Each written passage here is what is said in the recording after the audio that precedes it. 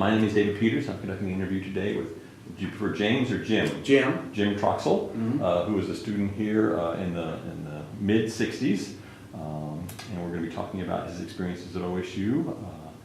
So let's start with Jim. Tell me about yourself. Where are you from? And how did you get to Oklahoma State University? Okay. David, I was born and raised in Oklahoma City. Went to Sequoia Elementary School, Taft Junior High, Northwest Classen High School. My father was an alum of then Oklahoma A&M, class of 34, business department or school. And my brother, who is 5 years older than I, also came to OSU. And frankly, I'm going to say, I probably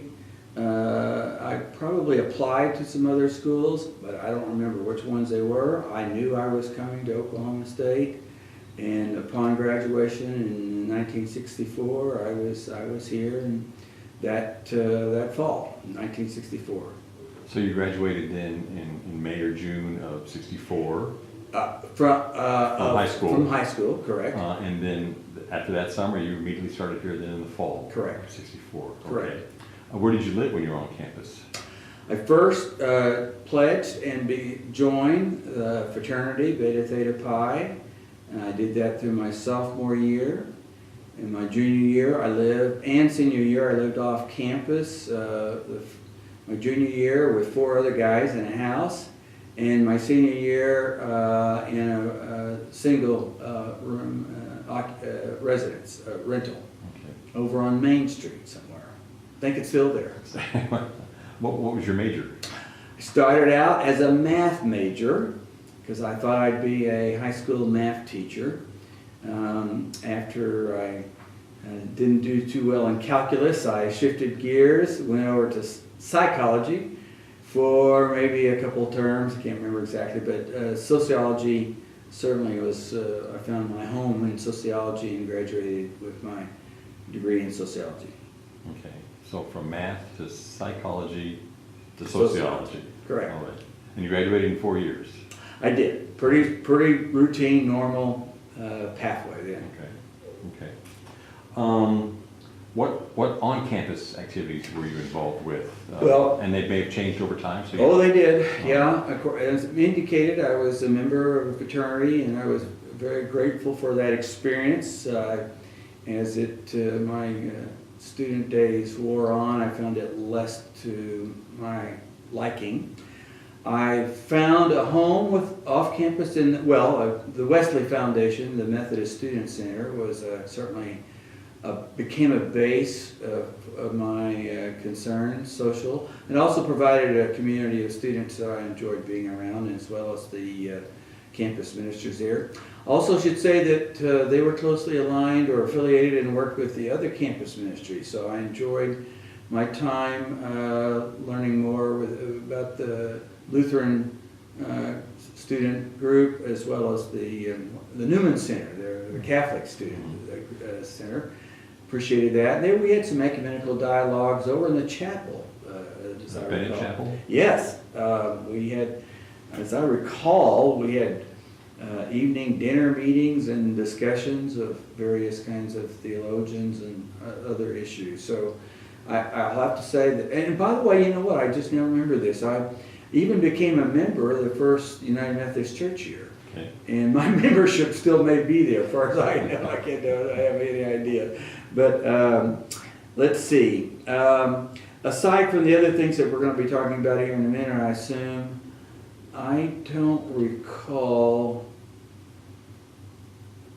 any other major, quote, off-campus activities.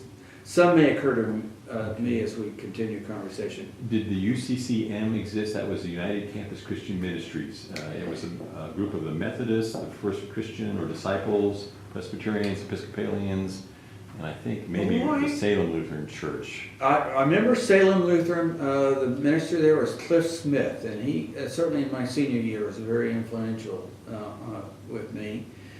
I think that's what we called it, David, but I'll be frank, I can't remember. It's been a long time. But UCCM sounds familiar. Because I know there was, the different churches had campus ministries. Yes, yes. And at some point, they decided that they needed to collaborate when possible, or Yes. partner, especially when they were Yes. trying to invite speakers in. Yes. Where one group maybe not had the power or influence to do it, but they thought as a collective they might be able to. And I think they formed about the time you were here.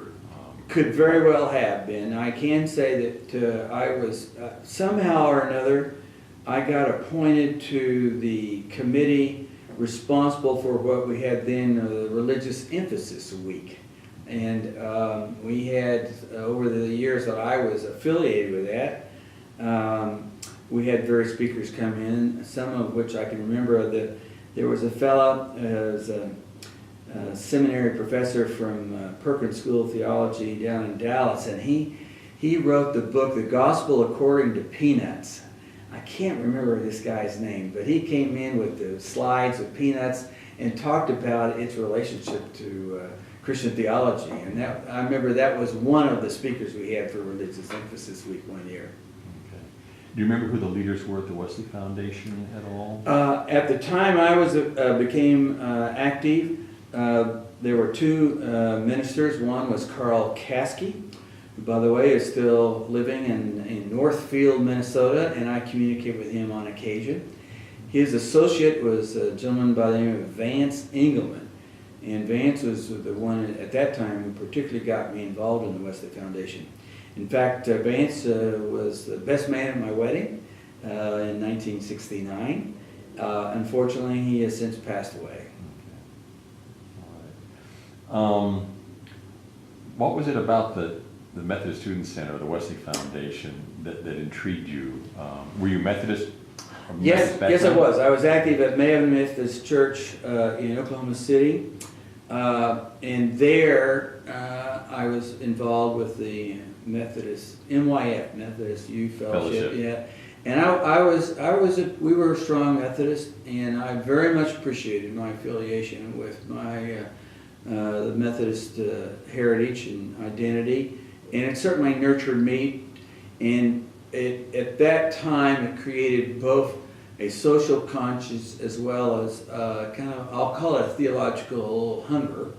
I was fascinated is not the right word, interested in contemporary theologians that were writing about the time. They had sort of the existentialist flavor to them, so they were always trying to relate Christian theology to your personal life.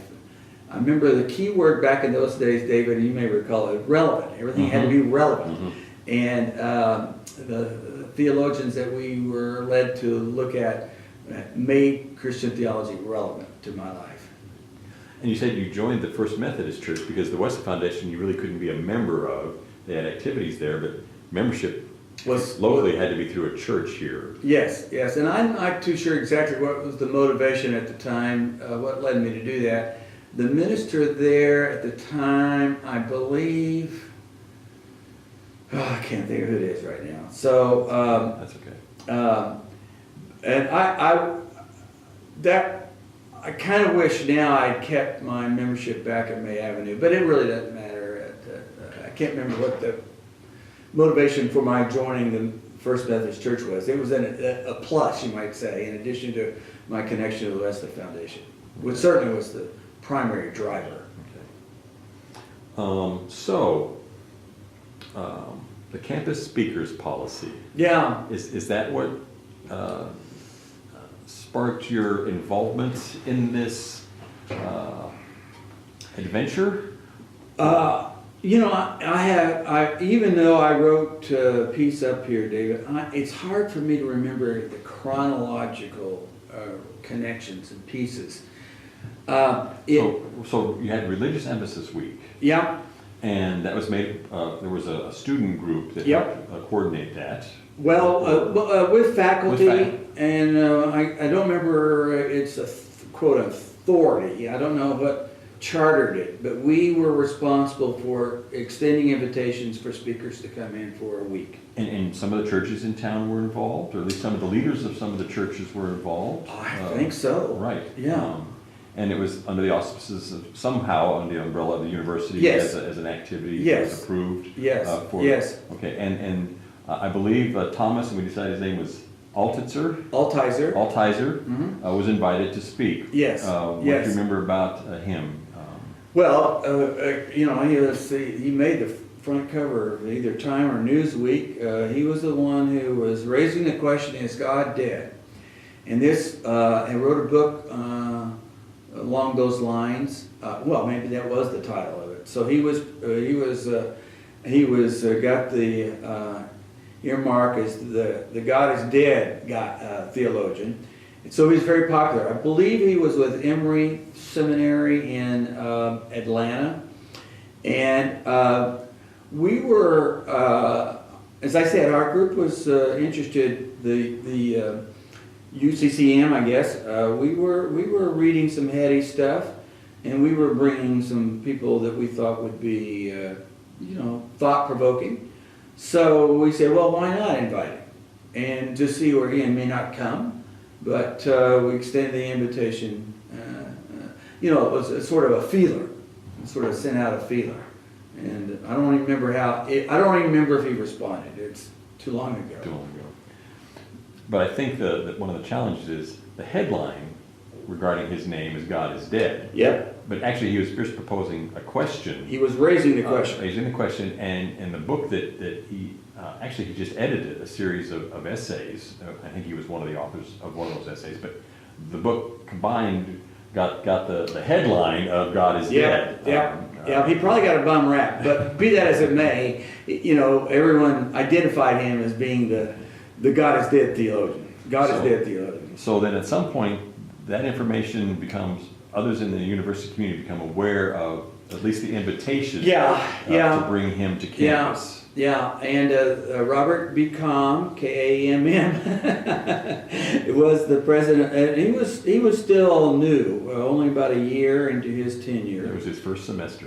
Yeah, well, was it? Yeah, okay, you're right. I guess you're right. And he was a little nervous about having such a personage come to the university, and I don't remember the exact channels of communication, but I remember we did have a discussion about it. We were asked to reconsider the invitation.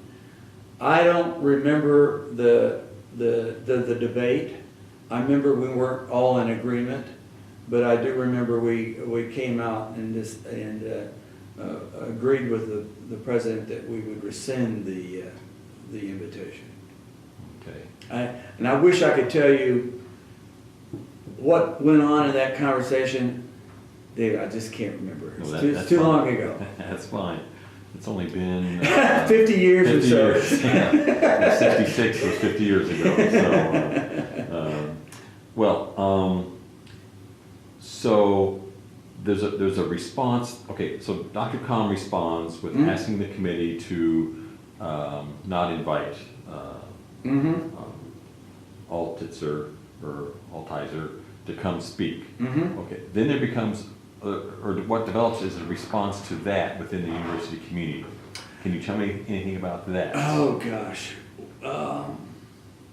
I don't think that incident alone created. It's like in the human sciences, it's hard to make a connection between cause and effect. But so that may have been the straw. It was. There were other things going on also around this time, and I think it was the invitation to some other speakers that probably prompted more, or began to create more of a backlash, if you please. I do remember when we asked Dr. Kamm, somehow or another, one of our members reported that in the conversation with Dr. Kamm about, and I don't know if it was about this particular issue, Dr. Altizer's invitation or someone else, but he quoted the in loco parentis doctrine, if you please, which is Latin for in place of the parent, that the university is entitled to act in place of the parent, deciding what's best for the students while they are students on campus.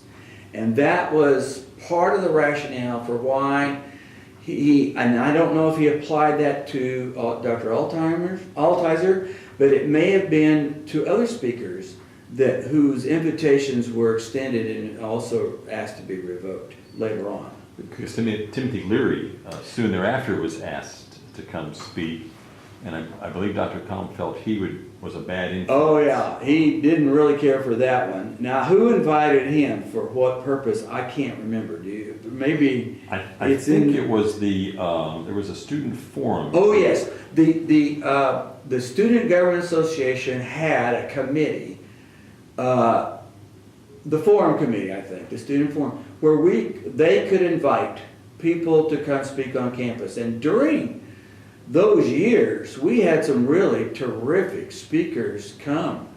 Dr. Han-Soo Yen came, some others I remember whose names appear in the piece I wrote here. Did Adam Clayton Powell speak while you were here? No, he was invited, but that was another invitation that got rescinded.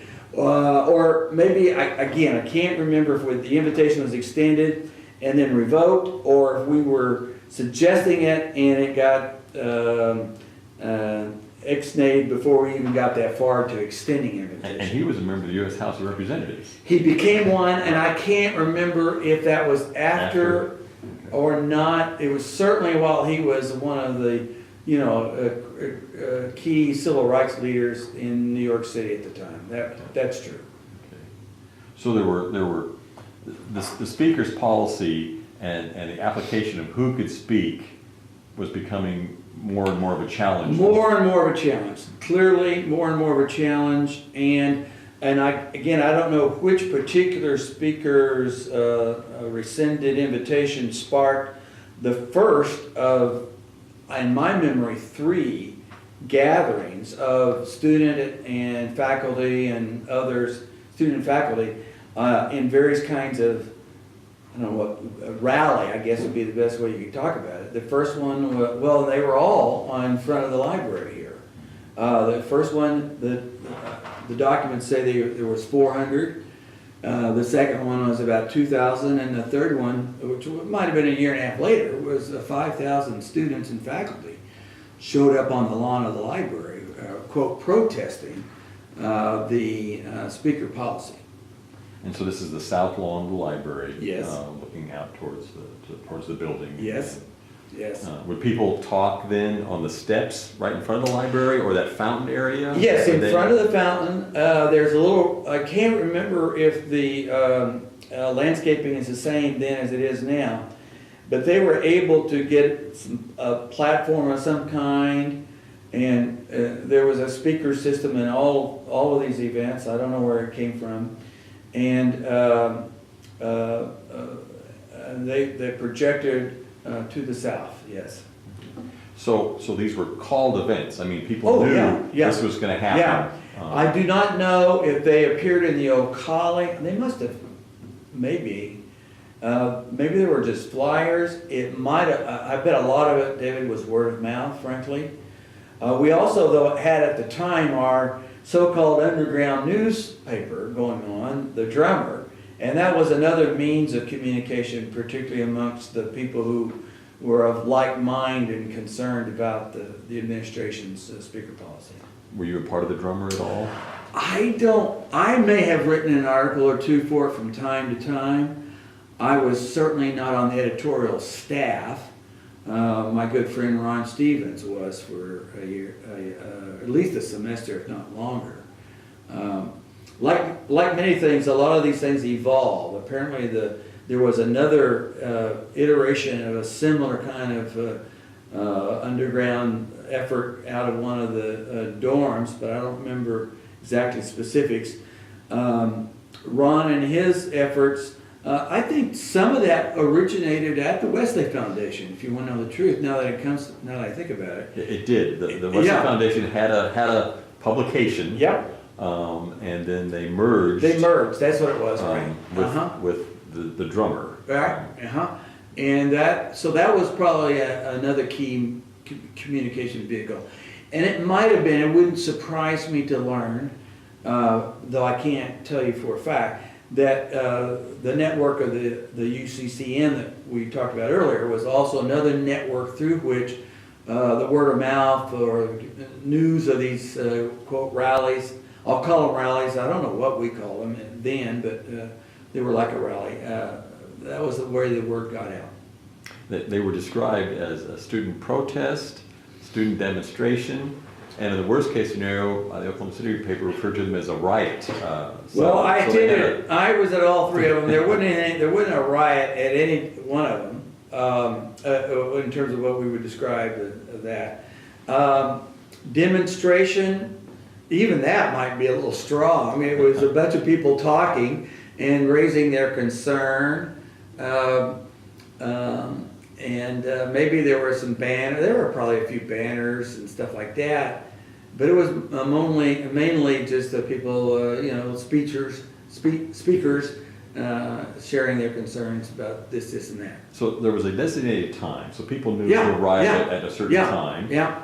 There was a sound system that was Yeah. set up. Somehow. There was a series of speakers who Yeah. spoke. There was organization. And then when it ended, the crowd Dissipated. and dispersed. Right. Okay. Right. As I recall, the time generally is in the late afternoon, 4 o'clock or so. That's my recollection. Late afternoon. And who did the speakers represent? Boy, you're really pressing me, Dave. First of all, I'm going to say that they may not have represented any group. I think these were concerned students and concerned faculty. I think we also had some graduate students who were part-time faculty as well, I believe, at the time. No one, though, represented an entity or an organization. There were attempts, and they were marginally successful attempts to actually start some sort of student-faculty organization.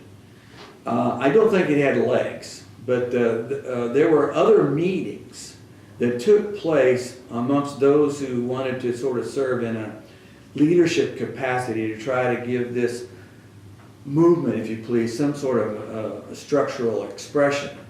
I don't think those efforts lasted long.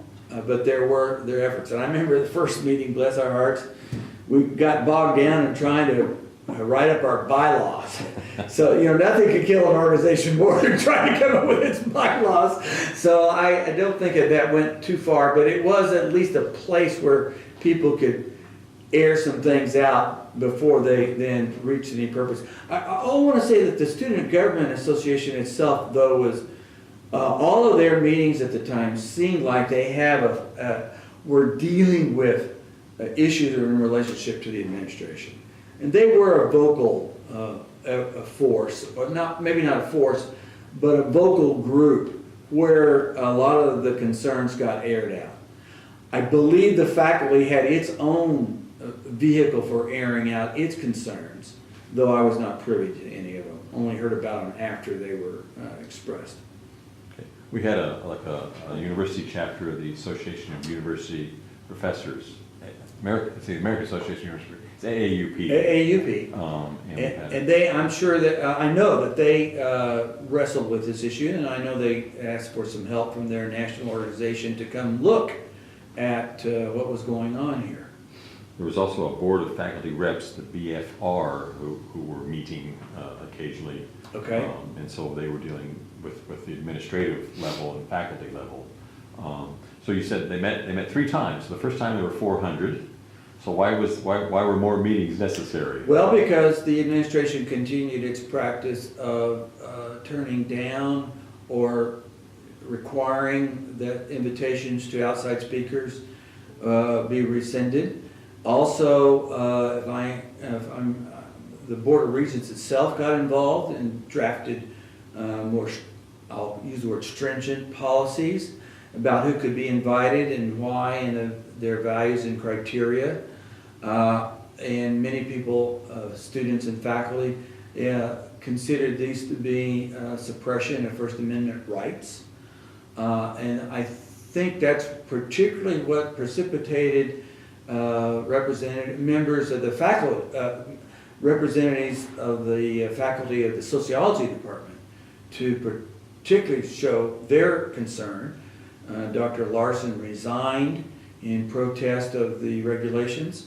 Richard Larson. Richard Larson.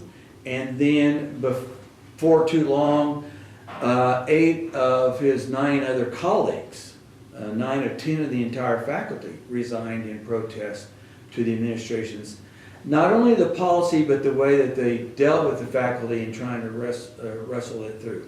I also think there were some other issues between the faculty and administration that did not involve First Amendment rights that I'm not fully aware of. I believe there were some tenure issues going on and so forth. So the faculty may have had additional concerns beyond what the rallies in front of the library were expressing. The point being, during this relatively short period of time, there were plenty of things that the students and the faculty were aggrieved about relative to the administration. And it seems like there was some reason or purpose, I'm exaggerating here to make my point, weekly, to want to call the administration into question over this or that. And by the administration, I don't necessarily always mean Dr. Comm himself. Whoever was in charge at the time, Mr. Hesser, I believe, of the student union. That was Abe Hesser. Abe Hesser. They had some policies that we didn't care for, and so on and so forth. Okay. So it was, in some regard, it was concern over how the process was being managed or controlled by the administration that continued to fuel frustration by students, graduate students, faculty, and others. Correct. And which reflected most in the sociology department when you said 8 out of 9? 9 out of 10. They had 10 faculty, and 9 of the 10 resigned. And the 10th one? He was a long-term resident of Stillwater, had a lot of roots here. He may or may not have been sympathetic with his colleagues, but he felt strongly, he had strong roots here, and he cared not to resign. I believe that was Gene Acuff. Gene Acuff, and he just so happened to be on sabbatical. I think that's right. He was trying to get his PhD. He had not earned his PhD at that time. So I believe he was on sabbatical, and that may have been another factor. I don't know. Right. There had been quite a change in the sociology department. At one time, sociology came out of, it was sociology and rural development or something like that, but it came out of the College of Ag. Oh, it did? And it wasn't until the early 60s that it moved from that area into arts and sciences. Mm-hmm. And in fact, I believe it moved into arts and sciences perhaps when Comm was dean of arts and sciences before he became president. And so both the membership of that department and the focus of that department had actually changed considerably in the 10 years prior to this event.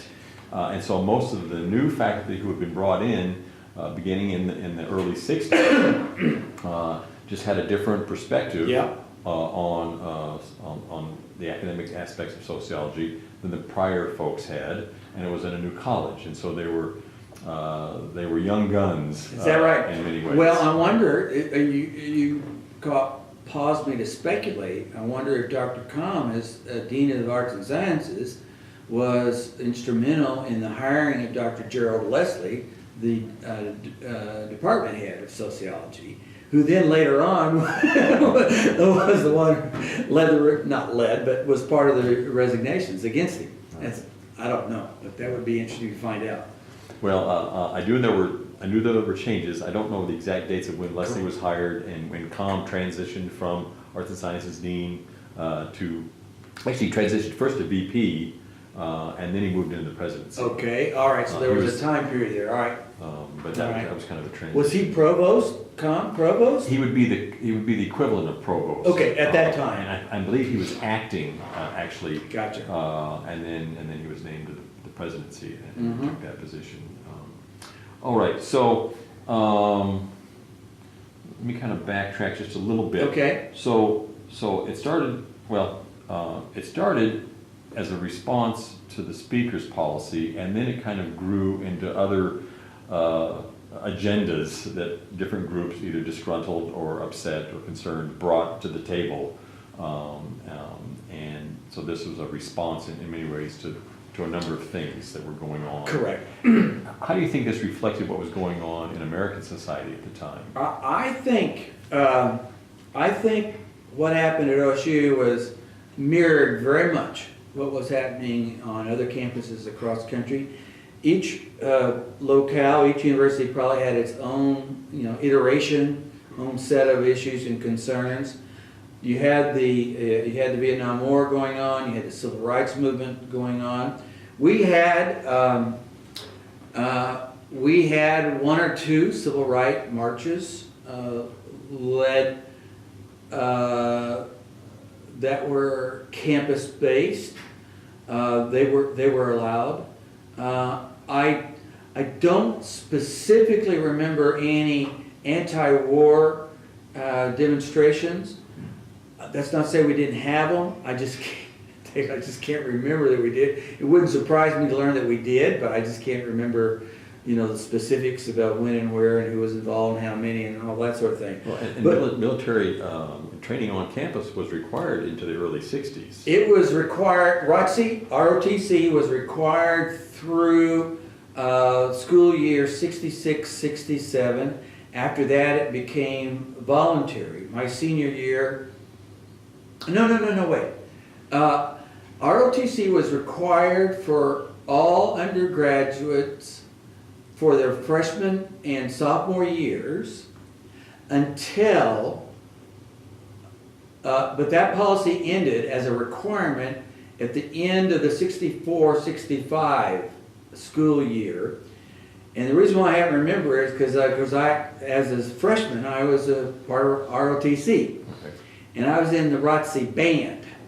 And it came time for the annual big inspection, where the general came from somewhere, or a group of generals, or, the brass. And even those in the band had to be well prepared for any question they might ask us about a firearm, a rifle, or the manual, and so forth. And I remember when the general, I'll call him a general, I have no idea what it was, stood in front of me, and while we were standing at attention in the band, and I had my baritone under my right arm. Baritone sax? Baritone instrument. It was a, baritone, got it. Yeah. And, I had my nameplate, Troxel, and he says, "Oh, so Troxel, what do you think about them going voluntary on the ROTC?" And that was the last question I ever thought I'd get asked. I thought I'd get asked a myriad number of things that I hoped I had the answers to. But here he asked me my opinion, which was very odd. And I remember at the time I put on a straight face as best I could. I said, "I think it's very good, sir. It gets rid of some of the dead wood, sir." Of course, I'm the first one not signing up for ROTC when it became voluntary. But that was I'll never forget how that came out of my mouth at that time. I'll never know how that happened. But it was one of the things. For some reason, I still can remember that. So that was when ROTC went voluntary. So your freshman year, you were in ROTC, and then at the end of your freshman year, it was no longer mandatory. Correct. Okay. Correct. Okay. So that would have been, the start of school year 65, it was no longer required for underclassmen, freshman and sophomore year. Did you have a draft card? Eventually, sure. Yeah. When was it required? When you turned 18? When you turned 18? Yeah, I had a draft card, sure. Okay. And as I approached, entering my junior and senior years, the war in Vietnam was heating up. And so I remember we even had our physicals before I even graduated from school here in May, June of '68, because they wanted to get you in the queue. they wanted to get you in the queue right away. And so I remember going down to Oklahoma City to the wherever, somewhere, and having my physical, even while I was a student. Do you remember the lottery? Yeah, yeah. I can't remember what number I had, but I had a number. And in fact, I was called up, but that was after I left school. Okay. That's another story. Okay. If you want me to get into it, We can talk, after we get through the time, then we'll tell you what happened Okay. with me in the draft. okay. We'll do that. Okay.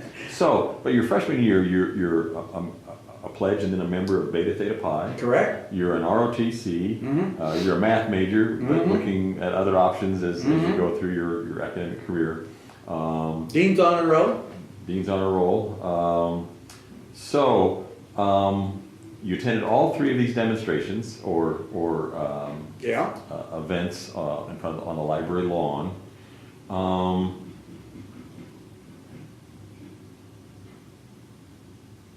What impact did that have? Did it have any lasting impact on the campus, on you?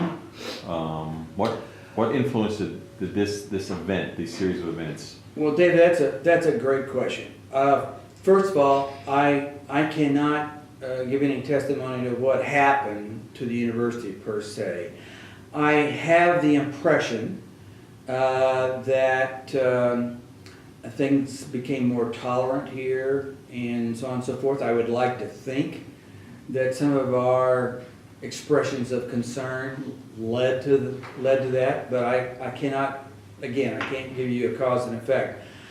The thing that impresses me most, and I was not aware of this as much as I think you know, that some of the people who are closer to the leadership of this, I'll call it movement if you wish, if you please, this concern of expression, we've had 2 reunions since those days. The first one I missed, but I came back to the second one, and I had a chance to talk to some of the folks. Some I knew well, some I didn't know as well.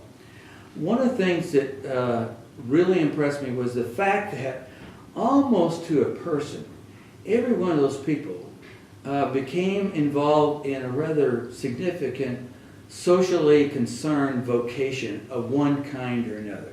Some remained in academia, some became lawyers and worked for civil rights issues, some ran for public office, some became social workers, others became teachers, some got involved in child care issues, some became journalists, and I, almost to a person, every one of them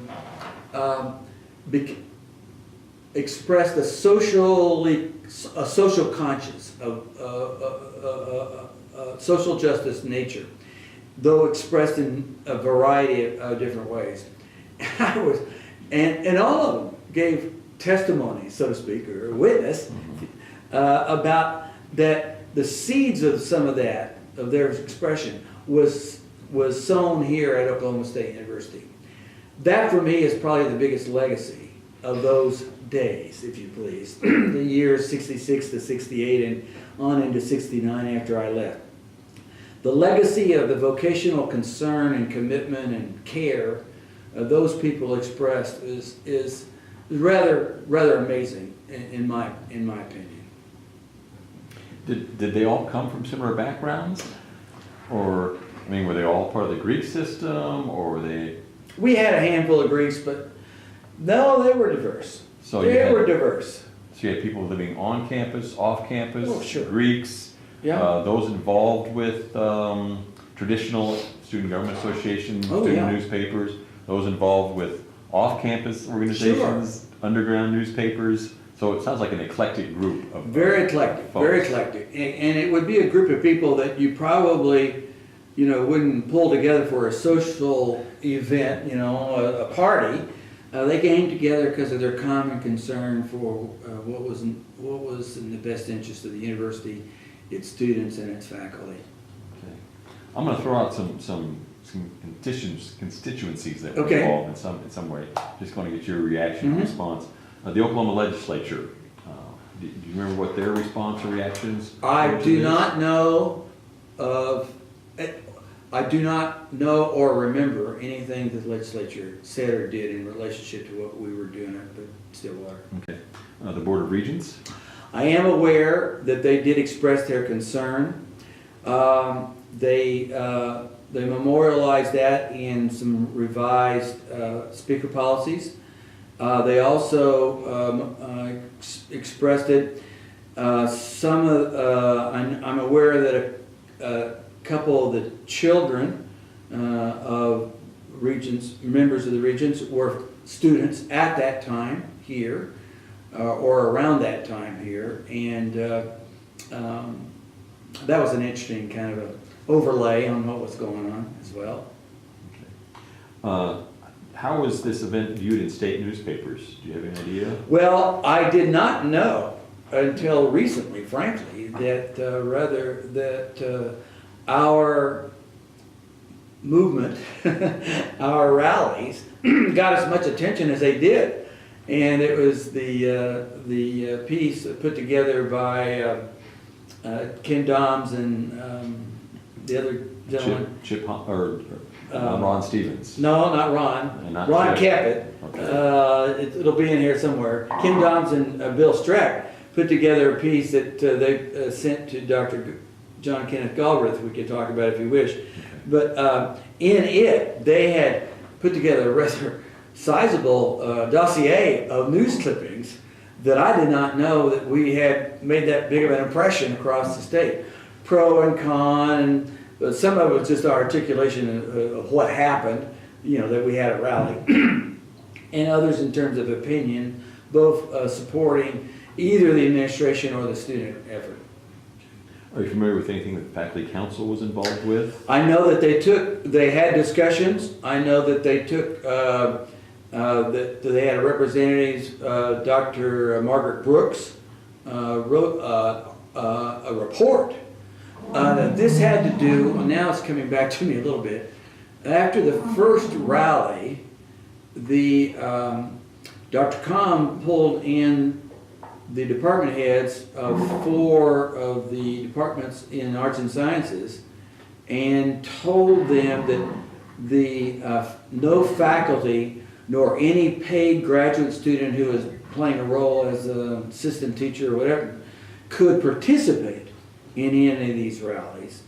And I know that he had other things to say that I'm of course not privy to, but I know he said that because then Dr. Brooks was commissioned to write up a report about that particular event and some of the fallout that came from that. And her report was submitted to the faculty council. Those departments were history, political science, sociology, and philosophy, I believe. I think that's correct. Okay. And the Dean of Arts and Sciences at the time was Scales, James Scales, who, obviously in a delicate position of representing the administration, but also having underneath him some of the departments that were some of many of these students resided, shall I say. He was in a delicate position, but Dr. Scales was a terrific confidant, advisor, mentor to people on all sides of the equation.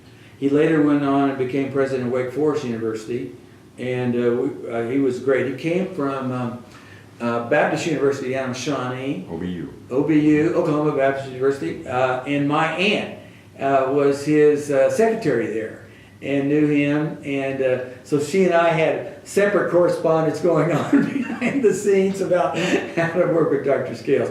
I found him to be a terrific educator. He'd been at OBU almost 30 years. Gosh. And then he took the position here as Dean of Arts and Sciences for just a short period of time, 2 or 3 years. I think so, it wasn't long. And then he moved to Wake Forest. As the president there. So we mentioned the AAUP briefly. They got involved both nationally Yes. and the local state chapter. Do you know anything about the National Student Association? I am not. Okay. We had not been a part of that association before this event or activities, and then at that point we asked for and joined the National Association. Terrific. Students Terrific. Remember, do you know anything about the Students for Democratic Society, the SDS? Yes. In fact, I think all of us who were even remotely connected to this endeavor were espoused to be card-carrying members. I didn't ever join the SDS myself, but I was accused of being a member of the SDS. And they had a bad national reputation. We were talking about Dr. Acuff earlier, and his wife, in a private conversation with Ron Stevens, one of the members. Ron would be closer to the leadership circle than I, certainly. They were having a visit during this period of time, and Mrs. Acuff said, well, all those people are, they're communists, members of the SDS, and just stirring up no good. And Ron said, well, I happen to be one of these people, and I'm not a communist, and I'm not a member of the SDS, and are you talking about me? So they had a confrontation there in the living room during that period of time. And from what I understand, even though Acuff had been kind of a mentor to him, there was there was a falling out after that point. Yeah, and this is I experienced a little bit of that myself. Gene was really a good professor. Really, he wasn't technically a professor, I guess, but a very good teacher. And I had some classes with him, and I really appreciated what I learned in class. One of the sociology classes I had with him, the topic of group persuasion came up. And about this time, the Billy Graham movement had put out some movie about something or another, and he assigned the class to go to the movie and observe what the dynamics going on of group persuasion that we could see. And or write a paper about it. I can't remember the details that we were supposed to write a paper or just talk about in class. Well, later on, I began to get suspicious that what he wasn't trying to do was get us all converted to Billy Graham. I'm not sure this was happening, but it always scratched my head as to why that was. It was kind of interesting, but he never closed the loop on the learning experience about that, which is why I always got a little suspicious about this. At any rate. Okay. We'll leave that alone. When did the Friday Afternoon Tea and Glee Society begin meeting? Well, I can't remember the specific. It's one of these things that evolved. I didn't go to it frequently. This was during your years Oh, here? yeah, it was while I was here. Mm-hmm. This thing started in our movement, our rallies, began to percolate in the latter. It really began to percolate in '67. School year '66, '67, and then on into school year '67, '68.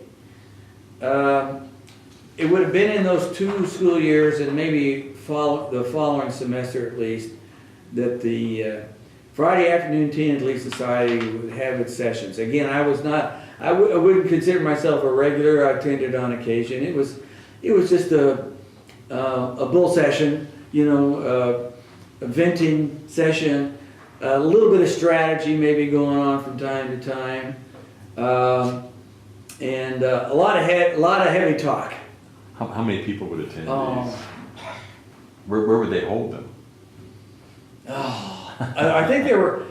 I don't recall them ever being in the union, but I bet they probably got their genesis at the student union. They were probably more off campus. I mentioned Ron Stevens being one of the leaders during the '66-'67 school year.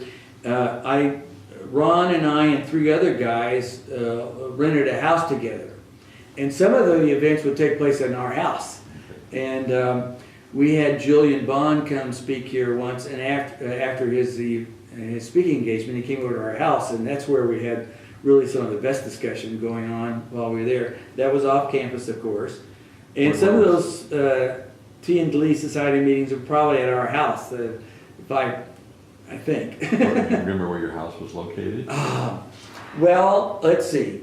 What's the main east-west street? University? University, 1 block south of University, but west of Monroe, about 2 blocks.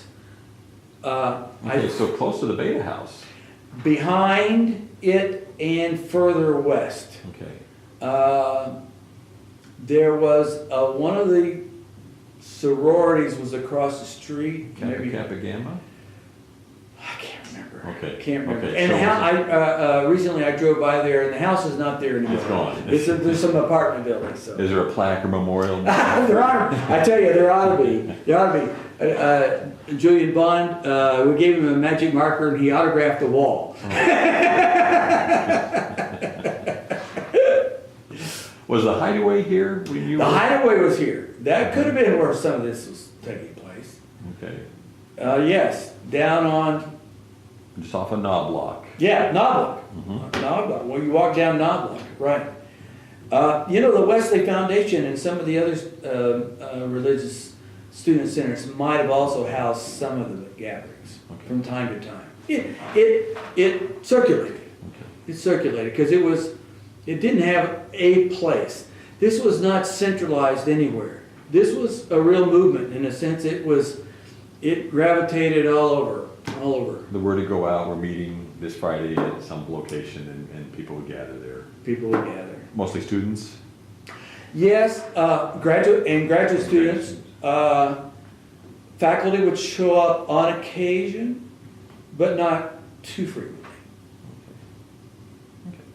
Let's talk about some of the personalities that was Okay. in the groups, some of the personalities, and we've mentioned some of these people already, but I want you to kind of reflect back on maybe, try to look, well, if you can, see things from their perspective. Robert Kahn, so he's just arrived here, actually he's been here as Art and Sciences Dean. He transitions into the presidency after, he's president after Oliver Willem, who'd been here for a long period of time. Yes. And he came out of the Bennett administration, Yes. so there's been a long period of stability. On campus. And Kahn does not come from an ag background. He comes from art and sciences. That's right. Willem, of course, came from an ag background, and Right. most of our early presidents Yes. came from an ag Yes. background. So, what do you think Kahn's perspective was on all of this? If you can, or do you? Well, okay, or his role. I'll take it. I know an it's attempt. impossible for you to answer because Right. you're not him, but I'll take an attempt. I think, and to be fair, there wasn't any university present on any campus where any kind of, quote, demonstrations or rallies were happening were prepared for this. And I think he was probably doubly ill prepared in the sense that nothing even remotely like this had ever occurred here at Oklahoma State or Oklahoma A&M before. I think it probably caught him off guard, and there wasn't a playbook. There wasn't a lot. I do not know to what extent he had any kind of kitchen cabinet that he checked in with, or peers that he would call. It looks to me like he was making some. It was forced to make things up as he went along, and I think given the conservative nature of this campus, and this state at that time, still is, of course, to a large degree, he was probably just following what seemed like was the logical path. Again, I made reference earlier to his reference to in loco parentis. I think that gave him the intellectual logic for him deciding that he could say who could come on campus and who couldn't. I think he did not think that First Amendment rights applied to students, therefore. And I can see how he followed. I think he was also, of course, accountable to the Board of Regents, which I think would be considered a pretty agrarian group at the time. Panhandle farmers and so forth. And I think he was probably doing what he thought he was best. I don't think he had any, and I don't think any of us realized the degree to which there was something going on across the nation that our little rebellion, if you please, here at OSU was able to tap into. And it powered it. It didn't power it for very long, a couple of years, it faded out. Students graduated and so on and so forth. But at that time, I think it was, we were all surprised and a little bit caught off guard at the energy that was present and that had been tapped into. And I think it caught him off guard as well. Abe Hester, what do you remember about Abe Hester? I don't remember, that's too long ago, David. I do remember he had a personality about him. He had been around longer than a lot of folks. He serves as director of the student union. Yeah. And a lot of student activities and organizations are centered in the student union. Yeah. And so... and we all loved the student union. Whenever we could, all the students loved going to the student union. Then, and I bet you that's still the case now. I don't remember anything specifically, but he was the one who said the ACLU could not have its meeting there, and then he found himself in the crosshairs, and I'm sure he wasn't prepared for that as well. Yeah, that event, the ACLU had been invited to meet at the student union, the little theater. He said they couldn't. Actually, eventually the board said, well, they could, but the word got they could too late to do anything about it. It was too late. So by then they had moved it to another location here in Stillwater. Well, some hotel called the El Sol. Which I don't even remember where it was, and I'm sure it's long gone. 6th and Western, it's still really? there. It's still there? It's got a different name now, but it's still there. So, the El Sol. I'll be darned. You remember the governor, Dewey Bartlett, at the time? Gosh, or no. anything that he, okay. No. Ken Doms Yeah. was involved. In fact, was he one of your roommates? Or No, he was not. just Ron Stevens was? Ron, the five of us in the house, Craig Campbell, Wade Martin, Mike Eishin, myself, and Ron. Okay. I can remember our five guys there. And no, Ken, I didn't, Ken was our thought leader. He was our intellectual guy. I remember he wrote well, and he provided the intellectual vigor to our conversation. So that much I do remember. Okay. And do you remember Clarence Cunningham? He was on the faculty. He was on the faculty. I'm gonna try to remember what department. I'm gonna say he was in chemistry. Yes, he was. Gosh, how did I remember that? He was certainly a sympathetic faculty member. He may have been, in fact, an advisor to certain groups. I somehow recall him, and I could be wrong on this, David. Could he have been on the board of the Wesley Foundation at that time? He was a member of the Society of Friends. He was a Quaker. Oh, a Quaker. And they had That's kind of associate affiliate status with the UCCM. Okay, They yeah, didn't that's feel like right. they had a large enough group. So Clarence would be was actively involved with the Wesley Foundation board, just as a kind of as an associate. Okay, all right. So that's yes, he was. But yeah, he was a World War II vet. But he was also a member of the Society of Friends, was a Quaker, and in the chemistry department. Wow. So. Okay. Okay, so Clarence. Lewis Bullock, did you not really much contact with him? No. Ron Stevens. Well, yeah, Ron and I go way back. Ron and I met at the Wesley Foundation. We discovered we both were in the same high school together in Oklahoma City, Northwest Lassa, but we were a year apart. and we never met in high school. We met once we got into college. He had become active in the Wesley Foundation, and we spent a lot of time together.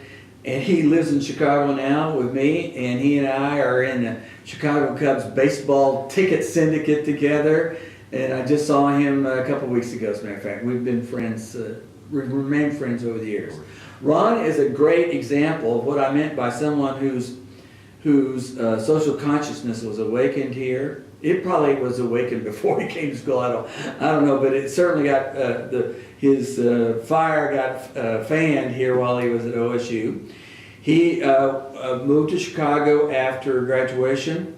He went to law school and I don't know that he ever even took the bar exam, but he was active in politics in Chicago. In fact, we elected the first African-American mayor, Harold Washington, in 1983 or 4, and Ron was active in Harold Washington's campaign. He on the north side. After that, Ron took a job as director of the United Way in Santa Fe, New Mexico. And then he went and joined their national staff, and he's back in Chicago now. What do you remember about Margaret Brooks? She was on the faculty here.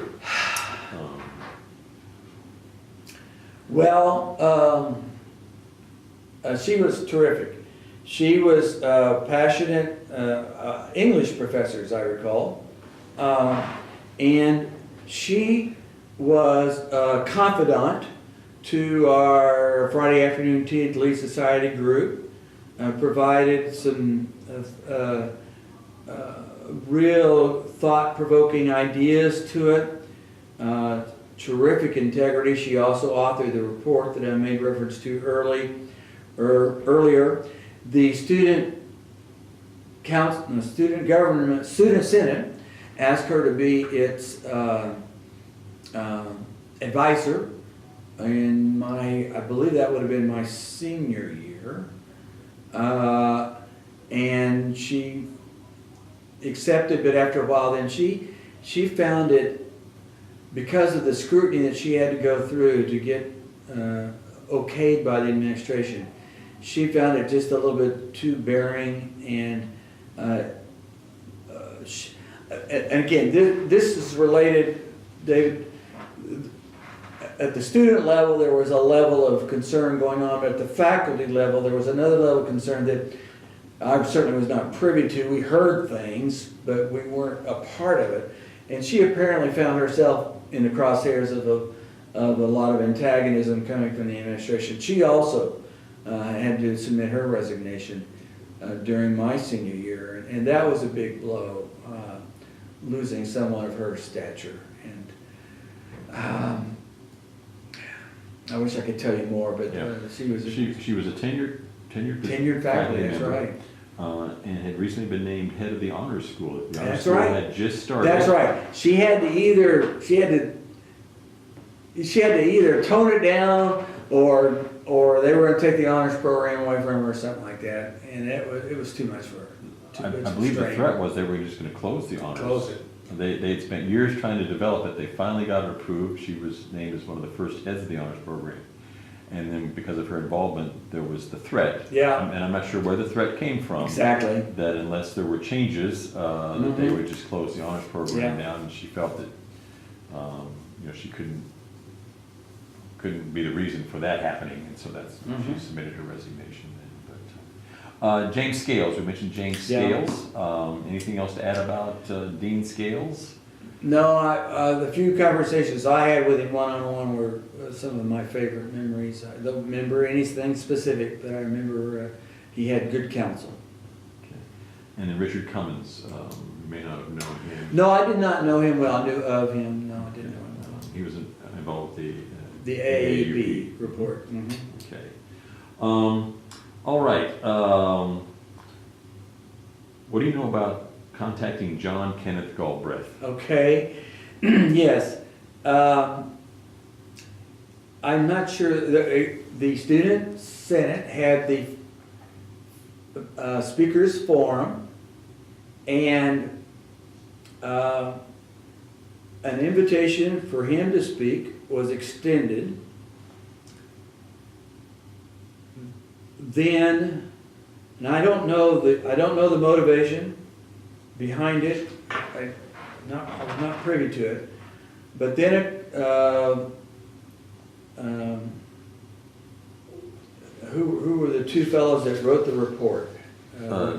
Kenneth Doms and Bill Streck, I believe. Ken Doms and Bill Streck, who were members of the Senate, as I recall, put together quite a dossier of all the things that had been transpiring at OSU during the last 18 or so months, including, I believe, a copy of the AU report, including the press clippings from around the state, and a little piece on each one of the incidents that had occurred, the refusal to allow various speakers to come on campus, et cetera, et cetera, et cetera, and submitted it to Dr. Galbraith, who then sent back a telegram eventually saying he would not accept the invitation to come to speak as so long as the particular speaker guidelines or policy was in place. And as sort of as a protest against what he considered to be a stringent speaker policy, he refused the invitation to come speak. I don't know if you're interested, but Yeah. there is Galbraith's letter. Oh, yeah. I don't think I'd ever seen the letter. No, you're right. And underneath it is the telegram. And well, I'd heard about the telegram. I think I'd seen the telegram. Yeah. On reflection. Okay. Thanks for sharing. Gosh. So initially, he had said he still might come, but then speak about the issue. But eventually, after receiving the dossier materials from Doms and Streck, that he declined the invitation, which apparently they've been working. Those within the administration have been working on having him come here for an extended period of time. Yeah. So. And it would have been terrific. So this is interesting. Wow. This is in the right place, David. You're great to have that. We also have copies of the drummer and other. There were several other students. Well, in fact, at our last FAT Friday Afternoon Teen League Society reunion, you or your colleagues allowed us to go over here and flip through some of them. And one of the things, I took one of the copies of the old drummer and was looking at it and realized that it was the one that had been mailed to me. And I'm wondering now if I was the one who donated my old copies of the drummer. I have no idea how they got here, though. I can't remember. I'll look for the address. We'll figure out where that house was where you lived, because if it was mailed to you. I believe. Well, but it was the one that you'd gotten. Yeah, it was mine. Well, thank my you. copy. Well, yeah, but I don't know how I got it to you. Are you familiar with the black student protests? I'm not familiar with the details. That happened after ’68. Could have been. I'm not familiar with the details of that. Are you familiar with any of the residence hall policy changes? Until that time, the residence halls were closed to members of the opposite sex. At some point, they opened those up to members to That came later. Later? Okay. Came later. Because then they said that the halls were be open to members of the opposite sex, but you had to keep your doors open in your rooms. So they had a whole series of restrictions. Yes. So they can come in, but you couldn't just entertain them anywhere. So that was all later. Yep. And Kent State, of course, is later. Later, 70, 71, somewhere in there. Okay. So let's talk. I think we're closing in on. I think wearing you out here. I appreciate your patience with me. You said okay. So you graduated. You've got your draft card.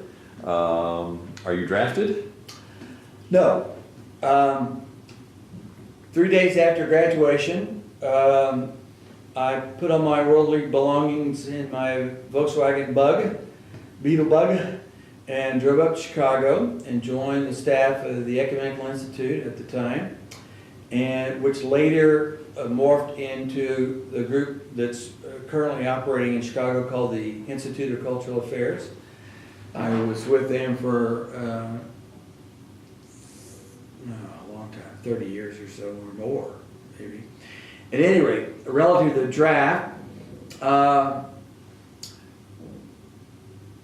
sometime in the winter or spring of '69, my number got called. I had already attempted, I believe, I can't remember the sequence, but I'd already applied for conscientious objector status with my draft board. I was denied that. Was the draft board still in Oklahoma City? In Oklahoma City. Okay. Actually, at first, when I joined the Ecumenical Institute, I applied for seminary continuing education status, or some some sort of deferment for the nature of the work and studies I was involved in. I was denied that. Then I applied for conscientious objector status, went before the draft board for that, and was denied that. I subsequently received a presidential deferment by virtue of the fact that I called upon U.S. Senator Fred Harris to see if he could intervene on my behalf. Senator Harris was familiar with the organization with whom I was working. He was the head of the subcommittee on intergovernmental affairs. It looked into the riots following Dr. King's assassination, and invited members of our group that was involved in community development in an inner city ghetto of Chicago in an African American community to testify before his subcommittee, which we did. We enjoyed good rapport with Senator Harris, and so we asked him what he could do on my behalf once it became clear. And I got the deferment. The presidential deferment came in the mail to me 3 days before I was supposed to report for duty. That was in 1969. That was spring of '69. 69. And the war is Oh, we're in the throat. We're in the throat. It's heated, yeah. Very heated Yeah. at that time. Okay. But you get the letter from the president's. So then what did you do? Well, I got married that spring also, and my wife Karen, she's from Indiana. We both stayed with the work of the Ecumenical Institute and subsequently the Institute of Cultural Affairs. We were assigned to Washington, D.C. and opened up our regional office there, stayed there 2 years, then went to Milwaukee and was the regional directors there, then Los Angeles, came back to Chicago, then we spent a year in Belgium, then doing a similar work in training people, theological training as well as community development methods. That was what we were strong on. It's how I applied my sociology degree in community development. After a year in Belgium and Europe in general, we were assigned to Taiwan and got to travel a little bit around Asia. Then back to Chicago in 1976. So all of these places are between 69 and 76? Right, about a year each. Okay. Our son, who was born in Washington, the first 6 years of his life, he lived in a different city. But we've been in Chicago, we've lived in Chicago ever since 1976. We continued to work with the Institute of Cultural Affairs until 1995, after which my wife and I and some others started a consulting company working with nonprofit groups and government and educational groups. And then we kind of semi-retired about 5 years ago. That would have been 2011 or so, 2012, and we've been volunteering. I am now on the board of the group that I used to be a staff member of. Okay. Sounds wonderful. Well, it's been great. It's been a great ride. So you have the one son? Just Jonathan, Okay. yeah. He's and his wife. They're living in Chicago. Along the way, I got my master's degree at DePaul University in Chicago.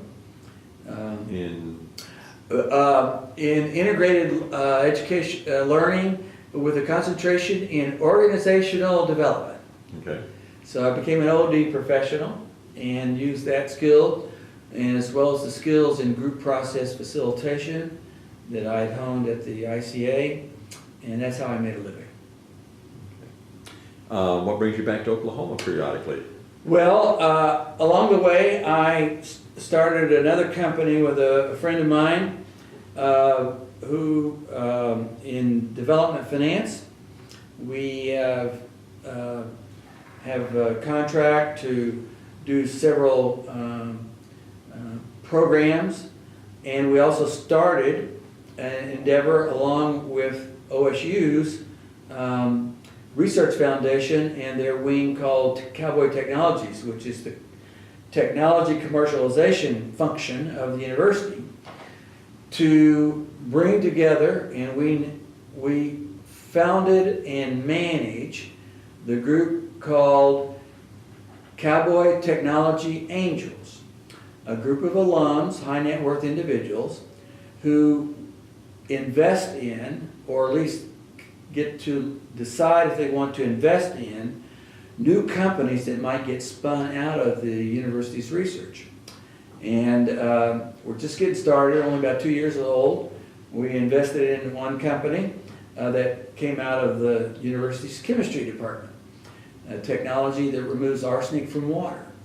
And 9 of our members, all of them alums, invested in that business.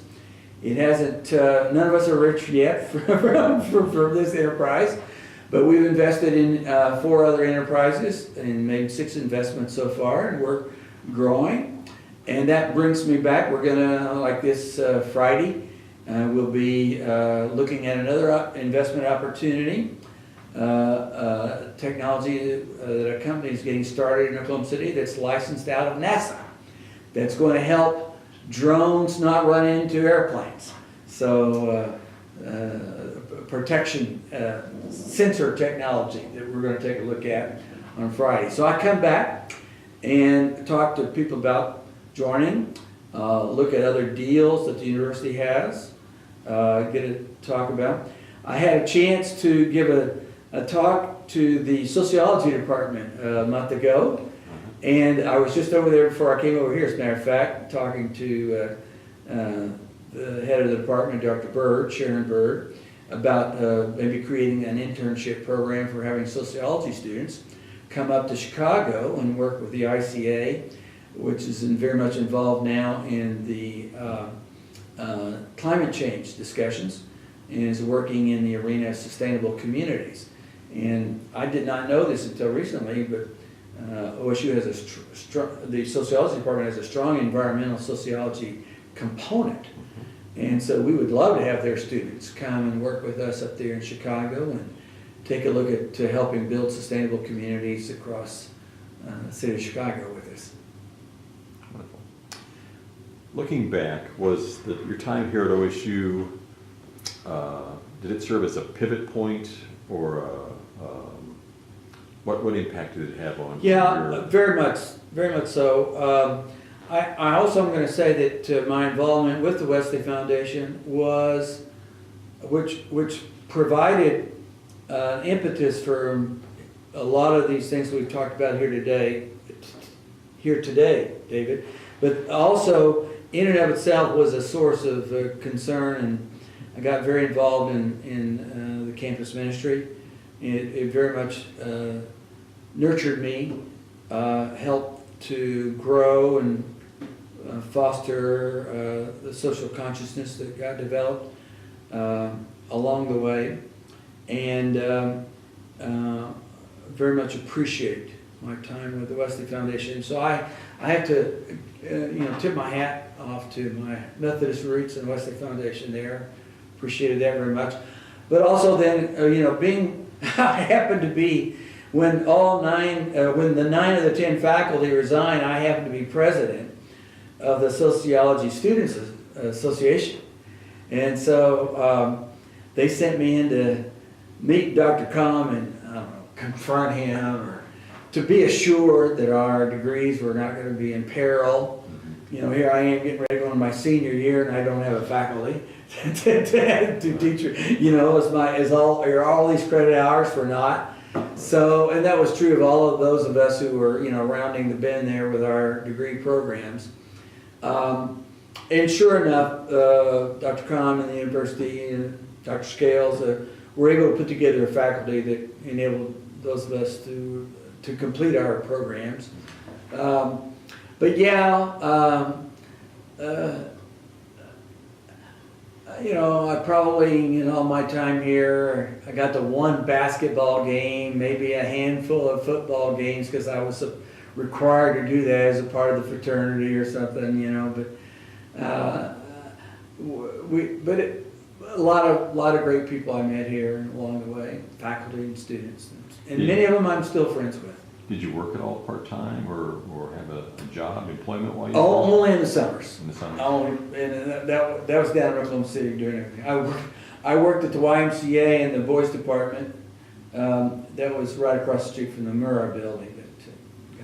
So that's where you worked in the summers? That's where I worked in the summers, it's true. My first paying job was at the YMCA in Oklahoma City.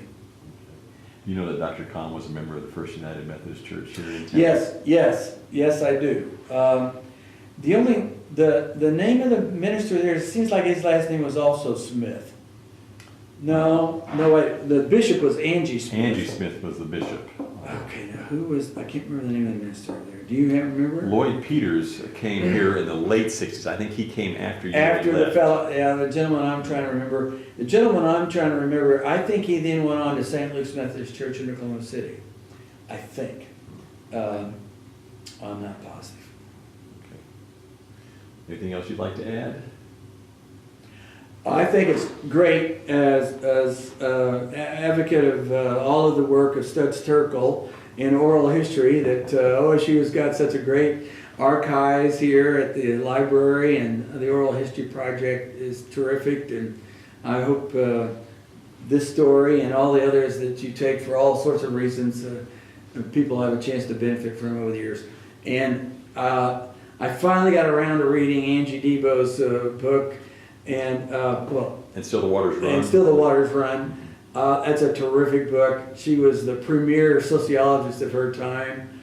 That should be required. I'm sitting, as I finish the book, I'm saying, why wasn't I required to read this as a high school student in Oklahoma? I mean, that it was such a classic. Really is a classic. And Right.